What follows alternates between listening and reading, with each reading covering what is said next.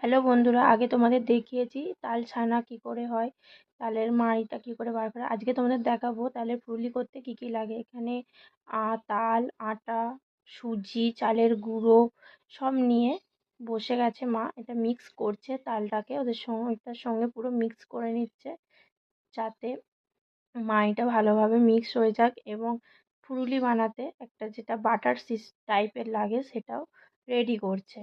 দেখতে পাচ্ছ তোমরা এখানে যে পুরো মাখিয়ে নিয়েছে, দেখতে পাচ্ছ পুরো হলুদ হলুদ হয়ে গেছে, তালের কালারটা এসে গেছে, মিক্স হয়ে গেছে। মিক্স হয়ে যাওয়ার পর এরকমই দেখতে লাগে, দেখতে পাচ্ছ তোমরা যে মায়ের একটু জল মানে আর কি জলটা নিয়ে নিয়েছে, কেন ওটা তো শক্ত হয়ে গেছিলো আর কি, বাটারের মতো হবে, সেটাই আর কি বাটার দেওয়া করার জন্য একটু জল নিয়ে নিয়েছে পরিমাণ মতো, দিয়ে সেটাকে মিক্স করে নিয়ে যাতে একটু বাটার টাইপের হয়ে যায়, সেই হিসাবে আমরা তেলে ছাড়তে সুবিধা হবে।